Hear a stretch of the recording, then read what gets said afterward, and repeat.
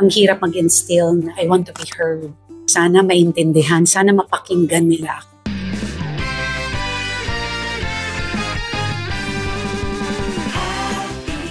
Bakit kaya? Ano bang mga family culture, family values na may pressure, no? Hindi lang sa parents, but more so sa mga students? Yeah, sa mga anak, in other words. And of course, devotion. Sometimes, if ikaw yung parang caregiver, it's the same tension also. Bakit kaya? Ano bang mga pain points ng mga family ngayon? Siyempre, number one, communication. Ika lang nagsasalita para magsalita. Nagsasalita ka para maintindihan kung ano yung nasa heart. Ma-convey mo yung sa loobin mo. I want to be heard. Sana maintindihan, sana mapakinggan nila.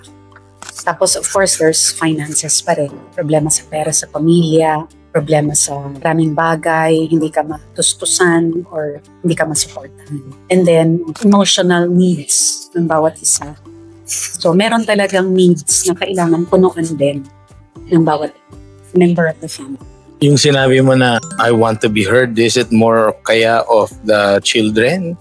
Or is it versa din pati yung mga parents din? Parents or let's say, ikaw nga yung caregiver. Meron ka rin gustong sabihin, lalo na for those who are ahead of us, yung tinatawag na experience mo, yung wisdom mo. And you just want to warn yung medyo mas nakababata, especially if you're a parent. Kung you very well know na this is not going to be good for you, lalo na sa mga anak mo or members of your May mga external factors din kasi poverty talagang that hinders a family unit, not only limited to finances. Siyempre, poverty and the knowledge of how to rear a child, the knowledge of what marriage is about. Ito lang ang alam ko, dito na ako lumaki, ito na yung katatandaan namin. So those are all wrong mindsets or yung tinatawag na poverty mentality, not limited to pera lang. Pero like yung mga middle class families hanggang dun sa mga upper class, probably the business. Maraming mga kailangan gawin, maraming asasuhin. Umalis ng bansa, yung mga kailangang sakripisyohin, hindi kayo magkikita-kita physically, mag-asawa na magkahiwalay physically because of, the dreams for the family. So regardless of estado ng buhay ng mga pamilya, low-income family, middle, di ba, yung mga upper class or higher class, na-realize kasi natin na sinasabi ng ibang mga kabataan ngayon or any other family member that yung fear ba to say something because they might be misunderstood. Dahil nga, hindi pa nasisimulan, biglang natatakot ka na kaagad na wag ko na lang sabihin, wag ko na lang ipaalam. Kasi hindi dahil gaaway lang tayo or hindi magkaintindihan, yung quiet na lang para there's peace in the home. Para sa atin, hindi yan tama. For sure, may mas personal pa na ano ba yung mga issues. Siyempre, you're part of a family. You know that you're going through something as a family. Kailangan na i-identify talaga ito. Huwag mahihiyang i-process within the family members. Kasi kung hindi siya mako-communicate, hindi malalaman na umabot na ako sa peak, tamaan ng anxiety, baka may mag-depression. Mental stress. If communication has not been something that is practiced sa home. As we always say, ang bawat pamilya may pag-asa. Kailangan i-consider natin na in humility, accept natin sa sarili natin na meron tayong pinagdadaanan, na merong isang bagay na left to ourselves, hindi talaga natin to masosolve. Para magkaroon ka ng courage or kalakasan na ang pamilya mo, kampi mo yan. Ang asawa mo, kakampi mo yan. Kahit na grabe yung pinagdadaanan mo. Design ni God sa family is one flesh, you're united sa mag-asawa. Talagang dapat mo yang i-convey, dapat mo yang sabihin. Pero ipinagdarasal mo na. Because timing is key, lalo na pag may kailangan kang i-communicate. Napaka-importante po ng timing. Tsaka yung right words. Paano ko ba ito sasabihin na hindi siya maging lalong parang pabigat?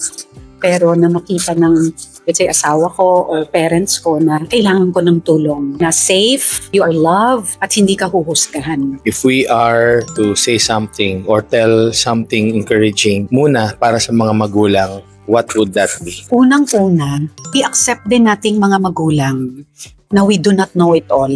Number 2, hindi tayo si God. Hindi tayo ang may akda, or we did not created the heavens and the earth that we could, save everyone.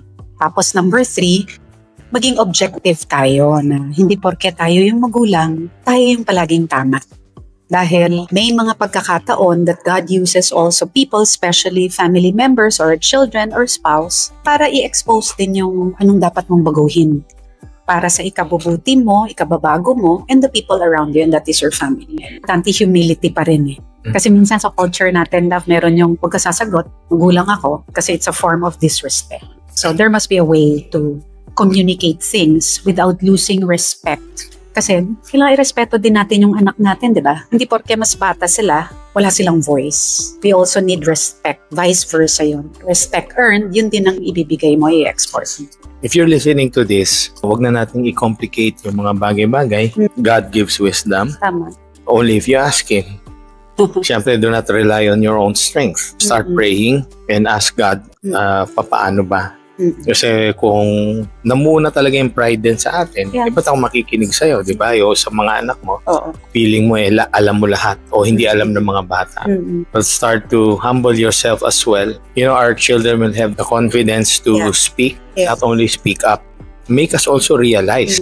Kaya lang, may mga emosyon din yung mga anak natin na ito. Kahit na batang-bata pa yan. And also, we get also to realize as parents, earthly authorities nga po ang tawag sa atin, that we have the power also to speak life and death to our children. Let's use that authority. Maka-speak ng blessing tayo sa ating mga anak. Even sa mag-asawa na maintindihan ako nito, alam niya where I'm coming from, at alam mo rin how to respond from the posture of love, na ang gusto nating mangyari ay ma-resolve natin ito at magbe-benefit ang lahat-lahat. Magmamature pa tayo bilang tao, bilang ng Diyos. The Bible tells us na fathers, do not embitter your children, di ba? Or they will be discouraged. But of course, hindi lang naman dahil verse was addressed to the fathers, but siyempre, parents in general. Huwag natin i-embitter yung ating mga anak. Think about it, na may masasabi ka ba o meron kang hindi nasasabi? Or hindi may nagagawa ka ba o hindi nagagawa? And also, do not be afraid to ask for help. We have life coaching as well. So please, we'll appreciate if you can DM us. And then we would be gladly talk to you as a life coach and help you navigate things. Kasi minsan, dumadating sa point, love, na you don't know where to pick up the pieces, sinasabi nila.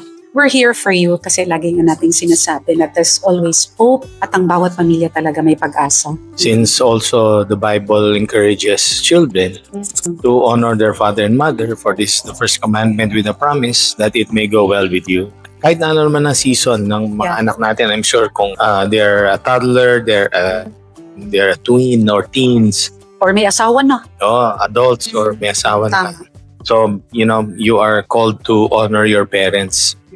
But it doesn't mean na you just need to shut up. Hindi ka naman yung magsasarado ka lang ng bibig mo para hindi mo na lang sabihin. Sabi, honor nga daw. By speaking the truth in love, sons and daughters, it's time then for you to be able to communicate something out of love, out of respect, out of honoring your parents. There would also be peace in the home. Diba? Wala bang perfection dito sa mundong ito. Remember, in time, may pamilya na rin kayo, magkakaroon din kayo ng inyong sariling mga anak. And by the grace of God, diba, magiging lolo at lola din kayo, just like us. So always know that God is for the long haul. Yung training na tinatawag, hindi po yan parusa. There is something that needs to be changed in our hearts for the glory of God. Remember and do not forget that there is always a generation that will come after us. So family is a gift. Yes. It's a blessing. When you're part of a family, you should not be burdened by it. Yeah. God bless you, mga family at yung mga family members.